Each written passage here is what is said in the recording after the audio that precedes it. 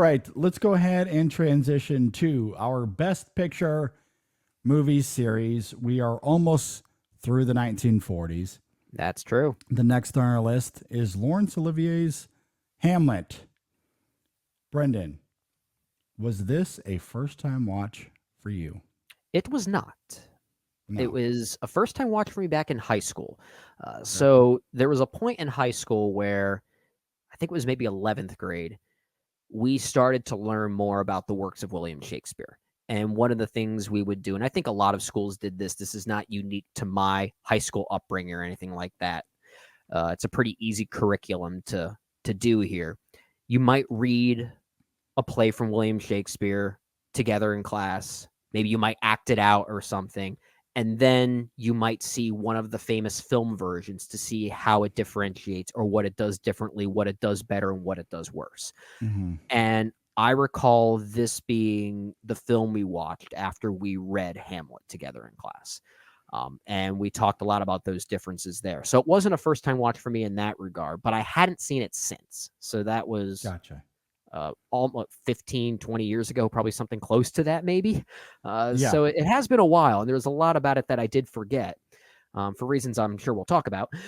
But yeah, so it wasn't a first time watch, but it almost might as well have been for the context of this movie series and trying to bring a fresh perspective onto it. Gotcha. This was a first time watch for me, Okay. which made it all the more impossible. We just got done talking about how when you're on your bed, couch, and in need of some comfort, what are the movies you go to? Usually films that you've seen before that make Your you feel comfort good. movies, right? Your comfort movies. You don't necessarily go to William Shakespeare. You don't go to a 2.5 hour William Shakespeare, Laurence Olivier Best Picture winner. Mm-hmm. That I would not consider a comfort movie for me. Mm-hmm. However, I did end up watching this movie not only at or when I was sick, but at the peak of me just feeling absolutely miserable. That's when I decided to watch this because I knew that we needed to watch it for the show. Yeah. I wasn't sure when we were getting to record because we had planned to do this recording earlier than we're doing it now.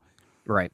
So I wanted to have it in my pocket. I wanted to at least have seen it so that way we could talk about it here on the show. Yeah. But timing wise, it was just awful because it aligned with my illness just ravaging me at the worst possible time. Yeah. So it took nothing short of at least 5 different times of trying to get through this film, took a like in miracle. 5 different segments. Yeah. Like I broke it up into like 5 or 6 different segments because I could only get through a little bit of it at a time. I was just Sure. I was miserable. I was absolutely miserable. And it's a lengthy and in some cases a difficult watch already, even if you're not feeling sick like that. So I can only imagine how challenging it was for you. And you know, the language of Shakespeare is mostly retained here. So that type of language, that diction that he's known for, if you're not in the right headspace for that, that is a difficult that's a difficult thing to absorb. So I certainly get you there. And that's why I lay that context out there because I'm going to be perfectly honest. I don't really have too much to say about this movie. I need to give it more of a fair shake when I'm not dying and completely doped up on drugs and can watch this film in its entirety and really put myself into it because I struggled to get through it. Like I said, it took me like 5 or 6 different times to get through it. And the dialogue is dense and there is a lot to kind of sift through to try to find clarity.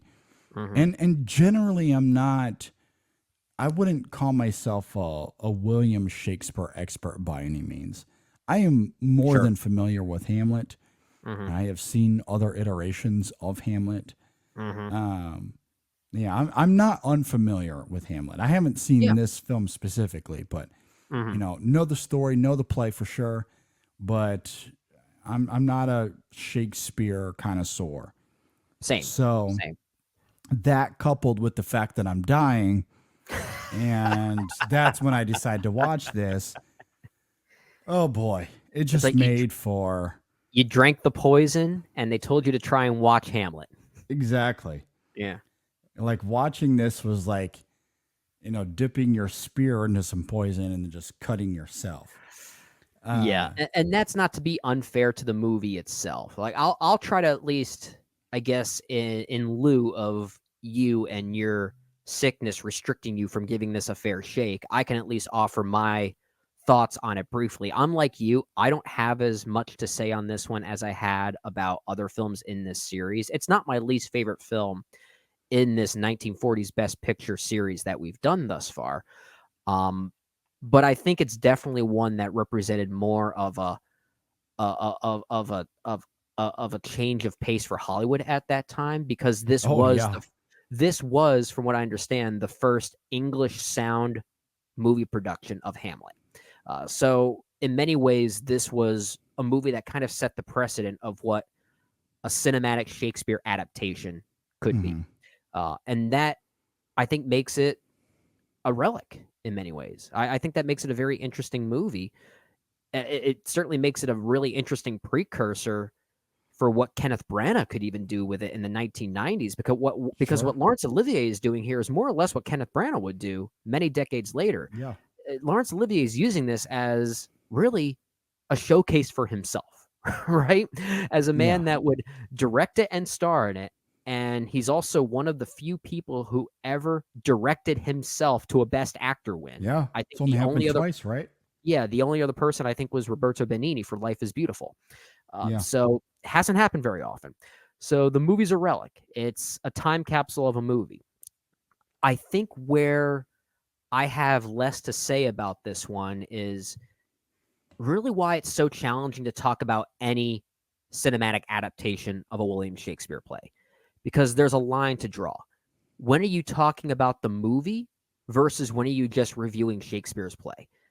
And I think there have been other adaptations of Shakespeare's work since 1948 that have been able to function in their own cinematic way with their own cinematic language that certainly have a debt of gratitude to give to Hamlet here.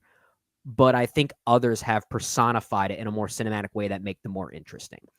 Because hmm I think in some ways, what Laurence Olivier is doing here is it's well shot, it's well performed and everything, but a lot of it really is a cinematic and truncated version of Hamlet. I hmm don't really think it's necessarily doing anything to really set itself apart from just the Shakespeare play, which is perfectly fine. Um, but as we've seen many times over, movies like The Tragedy of Macbeth from Joel Cohen, that is purely Macbeth. That is absolutely Shakespeare's play, but it also feels like a Joel Cohen film. Like it feels very much like its own cinematic thing. And then, of course, we've had movies like The Lion King and Throne of Blood from Akira Kurosawa that would take Shakespeare's hmm plays and use them more as loose inspirations for their own stories. And those make for really fascinating conversations. So I think that's what makes Hamlet here for me from 1948 from Laurence Olivier. I think it's now sort of lost in this landscape, but I give it credit for maybe setting the precedent for that landscape simultaneously. See, that's really interesting, and this could absolutely be the drugs talking. Hmm. I don't know. I thought Desmond Dickinson's cinematography was sensational. I thought it was I really great. Yeah. I loved it. Like from a just as a visual experience, and admittedly that was the biggest thing I could grasp onto because, Hmm. dying and all. Yeah. But I thought that the visual landscape of this film is incredible. It's so evocative, and Yeah. you definitely see like like Orson Welles in this. Like which he was there's inspired by. tricks. Yeah, Yeah, Lawrence. Yeah, he has admitted that he was actually inspired by Citizen Kane. I think when yeah, when trying to make this film. and you do see that. Sure. You absolutely see that in the film.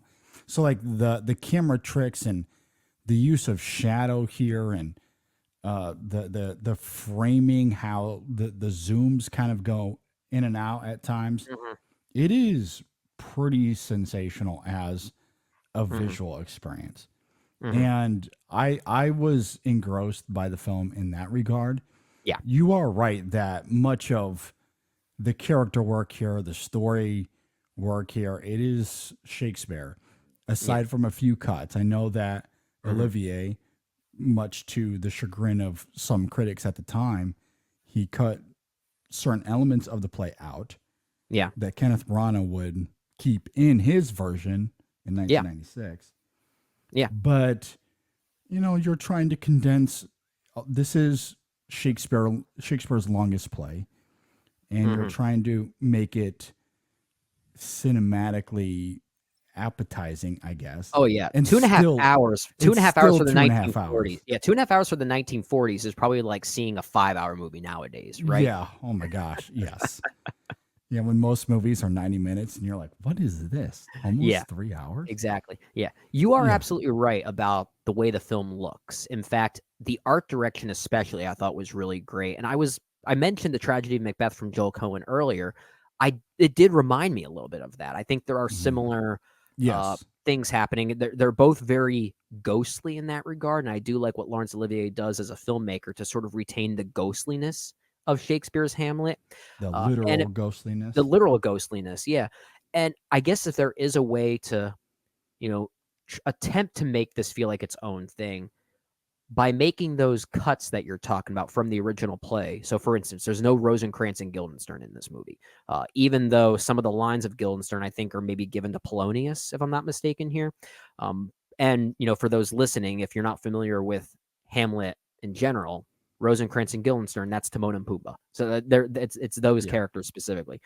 I But I love how think, you make that reference and everyone's like, "Oh, I oh, get I it." get it, Like I I know what get he's it. Yeah. talking about. Yeah. Yeah, and, like, selfishly, I think they're my 2 favorite characters from Hamlet because it led to one of my favorite plays called Rosencrantz and Guildenstern Are Dead by Tom Stoppard, which I think is really great and really funny. That's beside the point. But I do think what Laurence Olivier is doing by cutting some of those things, he's really trying to turn this more into an introspective psychodrama on Hamlet himself. It really is a Yes. showcase for that person. Yeah. So and it really deals more in the psychological and political uh, feelings he is going through. So it might be a little bit more literal in that regard, but it really becomes a showcase for not just Olivier himself, but the person of Hamlet. So he's at least trying to do that, and I do give him credit for doing that. But then we've also seen so many other Shakespeare adaptations do similar things that I think were more successful. So it's this was certainly the first of its kind. If I don't necessarily Yeah. think it's the best of its kind anymore. Yeah, and I'm with you on that. I wouldn't say that it's the best version of Hamlet by any Mhm. stretch of the imagination, but I do appreciate its psychological ambitions, Mhm. and that is mostly effective here, especially thanks to Olivier's performance, Mhm. but also the direction and the cinematography, as we talked about earlier. Like, there is a nice marriage of those ghostly kind of like that kind of vibe here and how it Mhm. influences the characters and how they behave and act. I Yeah. do think is really great. Um, you know, perhaps some of the dialogue and how it goes between from scene to scene can be a little wonky at times, but that could Mhm. also be the drugs. So it's hard Well, for me to fully say. I don't think But you're I think you're onto something there. Sorry to cut you off because one thing I noticed, and I don't know if it was intentional, but there are times when Hamlet himself, or I guess Laurence Olivier, is monologuing, and it would sometimes cut back and forth between actual monologuing and internalized monologuing as if it's yes, voiceover. It went back and forth. And if that yes, it was did. the intent, I actually think that's a very interesting way to go about it. And I Yeah, can't recall if that was true to Shakespeare's play. That's something I'm admittedly forgetting. But if it was something that Olivier chose to do himself, I think it's actually a neat way to emphasize the potential madness and insanity of Hamlet. Mhm. So that was another touch that I thought was pretty well handled to at least give it its own identity if that's what he was going for. Yeah, yeah. I mean, I do like those elements of it. Like when it's Mhm, trying to emphasize the psychological mhm. or whatever guilt he might be feeling, and Yeah. should he take, his uncle's life when he's laying there over the edge. Like Mhm, the whole sequence is handled pretty well, I thought. So, mhm. I just think on the whole, again, this was hard for me to get through because of my illness, but Right. I I I still like I love the artistry on display still, if that Yeah. makes sense. Yeah, I did too. I liked the sword fight at the end. I thought that was actually Yeah. really well choreographed. There are things this movie is doing cinematically that I can certainly see for its time really being on the forefront for what Shakespeare adaptations would eventually be. And we've seen many adaptations of not just Hamlet, but Shakespeare in general. Hmm. I think a fun conversation would be to talk about our favorite Shakespeare adaptations, loose and direct, because you could talk about anything as direct as not even just this, but Kenneth Branagh's Hamlet. Then you can talk about as something as indirect as 10 Things I Hate About You, which is based on the Taming of Hmm. the Shrew. Like there are so many things that have been so creative over the years. And if this is the movie that if this is sort of like the Beatles to music, like if it led to everything that would come afterwards, then you have to respect it. You absolutely have Yeah. to respect it. Yeah, absolutely. Uh, I do want to, before we kind of wind down here, Hmm. there are a few images in the film that I think are truly mesmerizing. Hmm. One of my favorite shots of the film is of the what is the character's name? The girl at the end Uh, of the film. Oph- Ophelia, is that it? Ophelia. Okay. Yes, Ophelia. When there's a shot of her in the creek and Oh yeah, it's pretty she's haunting. kind of slowly going down the creek, and you see her arm kind of wavering there Hmm. gently, tenderly in the water. And you get this beautiful voiceover narration to accompany the visual. I thought was such a graceful and poetic way to exhibit what happens to that character in that moment. Hmm. It's such a beautiful shot that artistically it had so much vigor to it, that I thought was fantastic. Yeah, yeah, And that's a great point. like I like that's a moment that just pops in the film. Yeah, And yeah, I pretty just love the horrific. same thing with like the ghost and how that kind of comes to Hmm. how that is kind of shown here visually. Hmm. I think is also fantastic as well. The voice work there is really great. I mean, there's some visceral craft here that I was really astounded by. That truly is great. Yeah, yeah. It weirdly reminded me of Ingmar Bergman's The Seventh Seal in some ways, and this came out I think 9 years before that, but it retains some of those fantastical, ghostly qualities that I do think are compelling. I think this is a great aesthetic experience, It and if is. if Yeah. that's the thing that really distinguishes it from other Shakespeare adaptations that we've seen, then that is a great way to distinguish it because Shakespeare adaptations are known to look great. And this does have its own visual language that is pretty creative. Hmm. It's just in some of those other cases, like when I think of the Tragedy of Macbeth by Joel Cohen, it's great visually, and even though narratively it is still Shakespeare through and through, it still carries its own unique emotional trajectory that feels like it's still part of its own DNA. And I Hmm. think that's where this version of Hamlet doesn't quite distinguish itself from others because I think internally, while I do think Laurence Olivier is doing some great and interesting things to, make this version more introspective and more so about Hamlet front and center Hmm. as a psychodrama, like we said, I still think the trajectory of it is basically Hamlet. Hmm. So yeah, and that's where that line is drawn that I still kind of struggle with, but I'm glad I saw it. I'm glad I Hmm. saw this aesthetic experience, which I was very enthralled by. And it wasn't even nominated for best cinematography. That blows my mind. It's That's it's crazy. interesting. Yeah, it's I think it was also an upset that John Huston won Best Director this year for The Treasure of Sierra Madrid, and Hmm. Sierra Madre is actually what it's called. And I guess people expected it to be a three-peat between Laurence Olivier for actor, director, and this winning Best Picture, but it Hmm. took home actor and picture, where John Huston won Best Director instead. So it's funny how that was considered an upset, but nowadays people would look back on that film thinking that probably should have won Best Picture as opposed to Hamlet. Yeah. I might agree, but I'm Yeah. glad that a film that did win at least had some type of influence in a cinematic movement that we would see. For sure. And while we haven't really discussed that too much in these conversations, Mhm, and I don't know if I really want to get into it too much. It might depend on the film in the year that we're talking about, but mhm. there's probably going to be a lot of movies we cover in the series, whether we like it or not, where at the end of it we wouldn't have voted for it for best picture. I know, that's what makes it interesting. That is what makes it interesting. Yeah, Cuz like Hamlet is, to your point, it is really well crafted, it's really well performed. mhm. There is a lot to like about it. It doesn't quite hold a candle to something like The Red Shoes, for example, No, or even no. Sierra Madre. No, I mean, yeah, we're if we're getting into this specific year and what we've seen and what we think should have won, because yeah, I have not seen the Snake Pit or Johnny Belinda, but I have seen the other three. Yeah, the Red Shoes gets my vote. Yeah, for sure. And Yeah, I think that's how history would look at this year yeah, generally.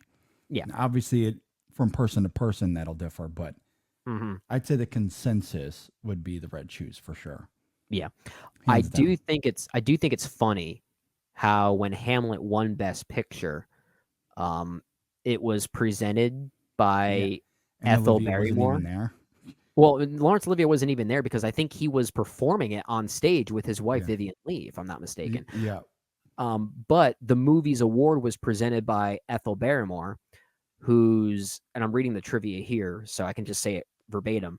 Ethel Barrymore, whose late younger brother John Barrymore was considered the great Hamlet of the 20th century, alongside that of Sir John Gielgud, and she actually denounced Sir Laurence Olivier and this movie. And ironically, she's the one that presented this award and gave it to Hamlet. So I thought that was that's pretty funny. funny. Yeah, That is really funny. Oh, life's ironies. yeah. Sometimes they're really great. I'm glad they Oh, exist for those reasons. well, I apologize to the Shakespeare lovers and fans out there if you're expecting us to really Hmm. dig into this. I sadly don't have too much to offer this go around, but I did like it despite the arduous journey it was to get through it. Hmm. I did enjoy it for sure. Hey, a good critic is able to admit that and not try to fake their way through it. So, Yeah, yeah, good for you. I appreciate it. Um, if you agree or disagree with anything we had to say on Hamlet, leave a comment below. If you're watching on YouTube, you can always reach out to us on social media on Facebook, Twitter, Instagram. You can email us on socialfilm@gmail.com.